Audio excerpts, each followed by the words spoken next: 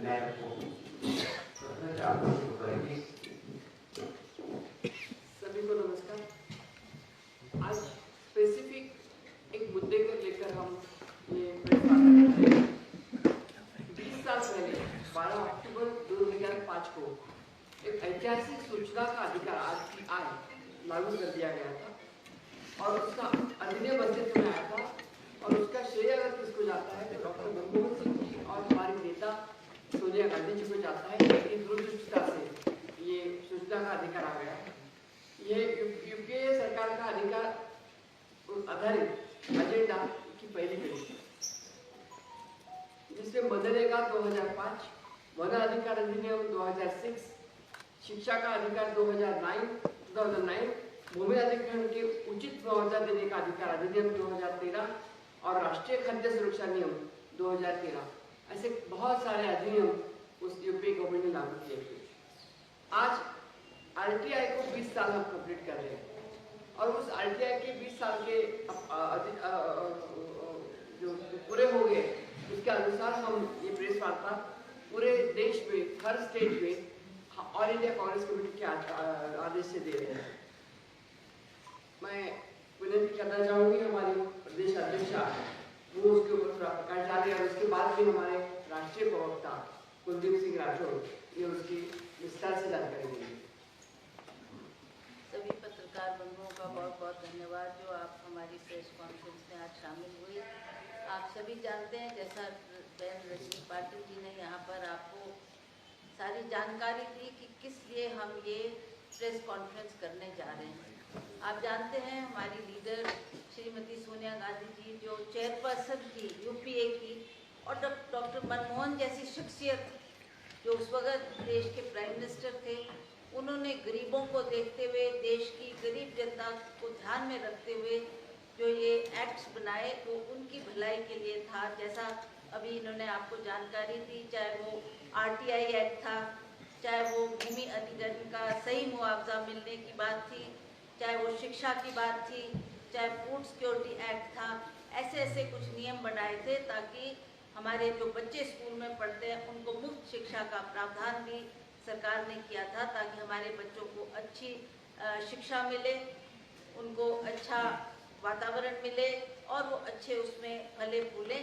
तो ऐसी सोच रखते हुए डॉक्टर मनमोहन सिंह जी ने ये एक्ट लाया था और ये जैसा इन्होंने कहा कि 12 अक्टूबर को 2005 में ये लागू हुआ था और इससे हजारों लोगों को बेनिफिट मिल रहा था। चाहे वो मनरेगा के तहत आप देखेंगे गांव-गांव में कितने लोगों को उसमें रोजगार मिला और लोग इस एक्ट को देखकर इनकी जो इन्होंने एक एजेंडा बनाया था उसको लेकर लोग उससे प्रभावित थे क्योंकि ये लोगों को उनके भले के लिए बनाया गया था। आज जब से ये पिछली सरकार NDA की सरकार बनी है केंद्र में, आज वो किस तरीके से इसके साथ छेड़छाड़ कर रही है वो आप सभी जानते हैं कि इन एक्ट्स के तहत बहुत सी बातें छुपाई जाती है। जैसा मैं आपको एक उदाहरण दूं कि जो हमारे कोविड के टाइम बहुत से पेशेंट्स ऐसे थे जिनको ऑक्सीजन की कमी की वजह से उनकी जानें गई और बहुत लोगों ने RTI के तहत ये जानकारी हासिल करने के लिए उसमें अपनी एप्लीकेशन लगाए, पर हमें दुख है कि उन्होंने उस एक्ट को उससे छेड़छाड़ करके वो जानकारी भी सही जानकारी लोगों तक जाने नहीं दी। उसी तरह हमारे बहुत से और कार्यक्रम थे जो बड़े सुचारू रूप से लोगों को लाभ दे रहे थे, पर आज हमें लगता है कि ये सब बातें पीछे हटती जा रही है। तो इसके ऊपर हमारे नेशनल स्पोक्समैन कुलदीप जी हमारे बीच में बैठे हैं, ये आपको इसकी जानकारी देंगे।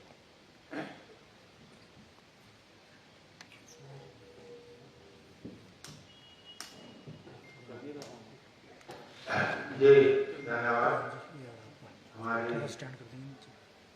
हिमाचल प्रदेश कांग्रेस पार्टी के प्रभारी कांग्रेस वर्किंग कमेटी के सदस्य संसद सदस्य श्रीमती रजनी पाटिल जी, हमारी पार्टी की प्रदेश अध्यक्ष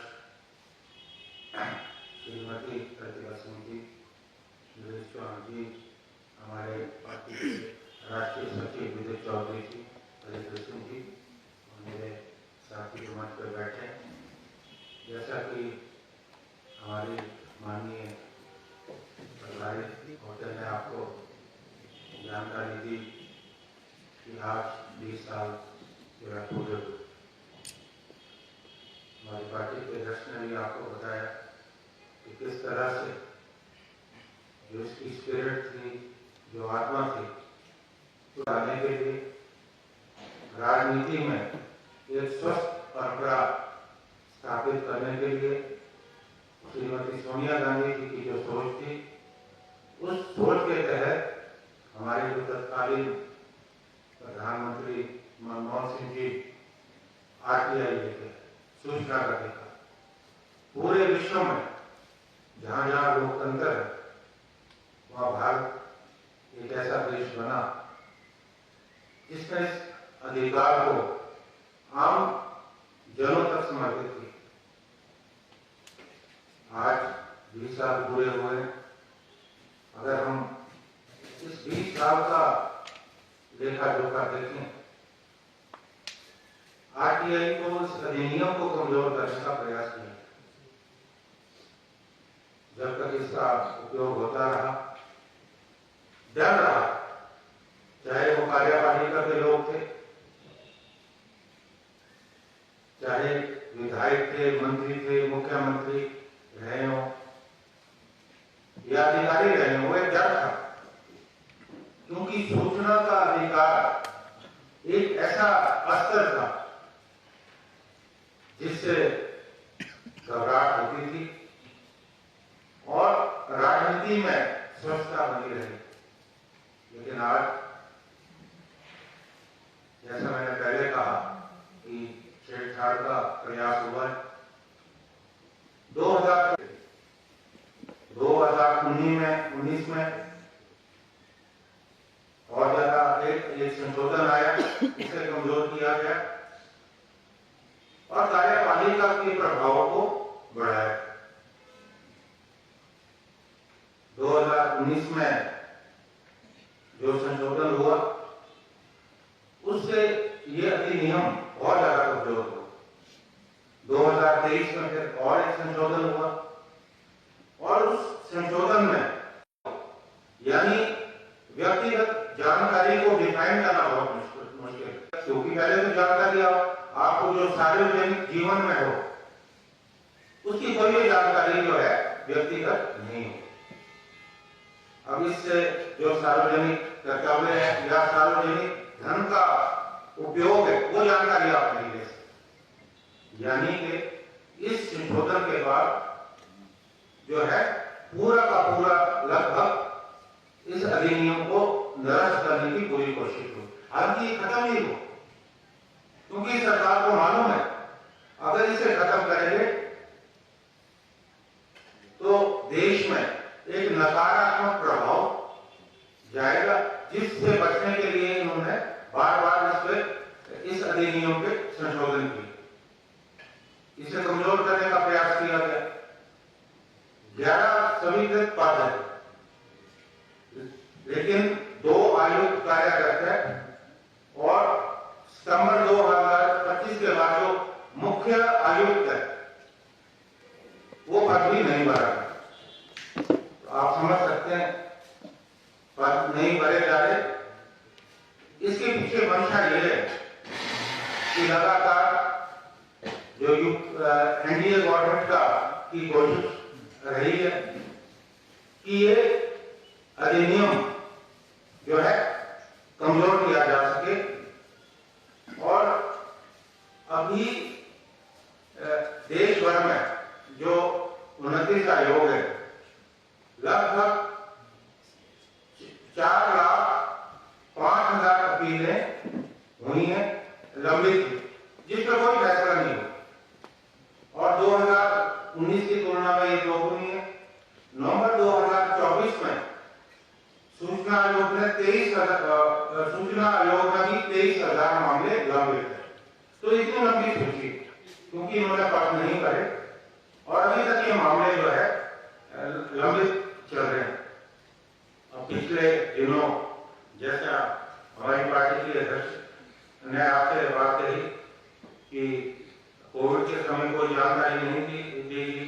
विदेशी दौरों में जो प्रधानमंत्री जी का खर्चा हुआ, और आप जानते हैं कि उन्हें विदेशी दौरों का बड़ा शौक है, और इन दौरों से देश को कोई चीज हासिल नहीं। उस पर जो RTI लाई गई उसका जवाब नहीं है। कोविड महामारी के दौरान आप जानते हैं कि ऑक्सीजन के बगैर किस तरह से लोग तड़प के मरे, जानकारी मांगी गई, वो जानकारी भी जो है नहीं दी। और PM केयर फंड, देखिए PM रिलीफ फंड जो है वो परंपरा रही है कि PM रिलीफ फंड है, और जब भी देश में कोई आपदा आती है ऐसी स्थिति में लोग PM रिलीफ फंड में पैसा जमा करते हैं, और वो पैसा जो है लोगों के कल्याण के लिए या आपदा में जो लोग प्रभावित है वहां खर्च किया जाता है। और एक PM केयर फंड पर हमारी समझ में ये नहीं आया, हमने उस वक्त भी इस बात का विरोध किया कि जब PM रिलीफ फंड है तो PM केयर फंड का क्या उद्देश्य है। और PM केयर फंड में बहुत ज्यादा पैसा है, जो प्रधानमंत्री के बड़े बड़े पूंजीपति मिलते हैं देश में, उन्होंने दिल खोलकर पैसा दिया। और वो पैसा क्या वास्तविकता में जिस पर्पस के लिए दिया गया था, जिस उद्देश्य के लिए दिया गया था, क्या वो पैसा वहां तक पहुंचा, उसकी जानकारी देश के पास नहीं है। क्योंकि PM केयर फंड को लेकर जो है जानकारी जो है नहीं दी गई। और इलेक्ट्रॉनिक बॉन्ड्स को लेकर आप जानते हैं कि कितना बड़ा घोटाला हुआ इलेक्ट्रोड बॉन्ड्स को लेकर, और उसमें भी जो है करोड़ों रुपया भारतीय जनता पार्टी को चंदे के रूप में जो है दिया गया, और पूंजीपतियों ने दिया, और बदले में उनको जो है रियायत दी। और कई तो ऐसे मामले हैं कि आज वहां ED की रेड हुई और दूसरे दिन उस कंपनी ने इलेक्ट्रोल बॉन्ड के जरिए भाजपा को चंदा दिया, और उसके बाद उस पर आगे कार्रवाई की। चंदे के बदले धंधा, ये बात उजागर हुई, उस बारे में भी कोई जानकारी नहीं दी। और जब ये मामला सुप्रीम कोर्ट में गया, और सुप्रीम कोर्ट में जब ये मामला गया, सुप्रीम कोर्ट के निर्देशों के बाद लोगों को पता लगा कि किन किन कंपनियों ने जो है भारतीय जनता पार्टी को चंदा दिया। और जब बात सामने आई, पूरे देश में हड़कंप मच गई कि किस तरह से कंपनियों ने जो है अपना जो काला धन है वो बॉन्ड के जरिए जो है उसे सफेद करने का प्रयास किया। तो ये भी एक बहुत बड़ा मामला उजागर हुआ है। और सबसे बड़ी बात क्या हुई कि जो RTI एक्टिविस्ट थे उन पर हमले हुए, उन्हें मारा गया। अब परिणामित शैला मसूद जो अवैध खनन को लेकर उन्होंने बार बार RTI लगाई, उनकी हत्या हुई। उसी तरह से स्टीव शेट्टी जो भूमि घोटाले उनको उजागर करते थे, उनकी हत्या हुई। पूरे देश में एक माहौल बनाया गया कि जो RTI एक्टिविस्ट है उन पे हमले किए गए।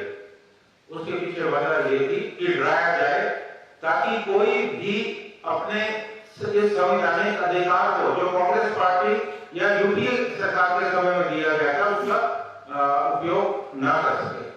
तो आज पूरे देश में जो है माहौल जो है डर का बनाया गया।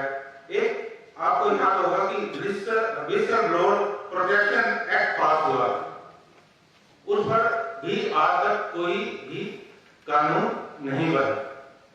एक्ट हो गया लागू, लेकिन उस पर आगे कार्रवाई नहीं। कुल मिलाकर ये जो सरकार है, इस सरकार ने जो है इस अधिनियम को निरस्त करने का पूरा प्रयास किया। और आज इस 20वीं वर्षगांठ पर कांग्रेस पार्टी ने निर्णय लिया कि हम पूरे देश में प्रेस वार्ता के जरिए लोगों तक ये जानकारी पहुंचाएंगे। और आज शिमला में श्रीमती रजनी पाटिल जी के माध्यम से हमने ये प्रेस कॉन्फ्रेंस की है। हमारी जो भारतीय राष्ट्रीय कांग्रेस की 6 प्रमुख मांगे जो मैं आपको पढ़ के आपके ध्यान में लाना चाहता हूँ। 2019 के संशोधनों को निरस्त कर सूचना आयोगों की स्वतंत्रता बहाल की जाए और आयुक्तों के लिए 5 वर्ष का निश्चित कार्यकाल व सुरक्षित सेवा शर्तें सुनिश्चित की जाए। दूसरा, डीपीडीपी अधिनियम की उन धाराओं धारा 44(3) की समीक्षा व संशोधन किया जाए जो आरटीआई के जनहित उद्देश्यों को कमजोर करती है। तीसरा, केंद्र और राज्य लोगों में सभी रिक्तियां पारदर्शी व समयबद्ध प्रक्रिया के माध्यम से तुरंत भरी जाए। चौथा, आयोग के लिए कार्य निष्पादन मानक तय किए जाएं और निपटान दर की सार्वजनिक रिपोर्टिंग अनिवार्य की जाए। पांचवा, विश्व ब्लोअर प्रोटेक्शन अधिनियम को पूर्ण रूप से लागू कर आरटीआई उपयोगकर्ताओं और विश्व ब्लोअर को सशक्त सुरक्षा प्रदान की जाए।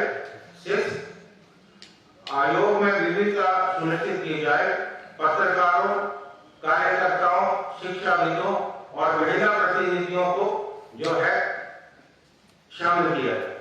ये 6 मांगे भारतीय राष्ट्रीय कांग्रेस ने उठाई है और इस सरकार से हमने मांग की है कि इन 6 मांगों को माना जाए ताकि जिस मकसद के लिए कांग्रेस पार्टी ने, यूपीए सरकार ने, श्रीमती सोनिया गांधी जी की जो सोच, जिस सोच को डॉक्टर मनमोहन सिंह ने आगे बढ़ाया कि देश में एक स्वच्छ और पारदर्शी शासन की स्थापना हो, वो तभी संभव होगा अगर इन 6 मांगों को ये सरकार मानती है। Thank you very much. और इसी से संबंधित, क्योंकि आज हमारा कोई और सब्जेक्ट नहीं है, इससे संबंधित और एक बात और है, मैं कहना चाहूंगा आपकी आज्ञा से, क्योंकि मैं देख रहा हूं कि आपको जिज्ञासा हो रही है कि अभी जो हमने अभियान शुरू किया था वोट चोर गद्दी छोड़, और कल ये देव क्षेत्र में भी गई और बहुत ज्यादा उत्साह पूरे प्रदेश में, और अभी हम हमारे आधे से ज्यादा हमारे पास आ चुके हैं। और अभी मैं आपको सूचना देना चाहता हूँ कि 2000 का टारगेट है। जयराम जी की कॉन्स्टिट्यूएंसी में लगभग 3000 से ऊपर हो गए।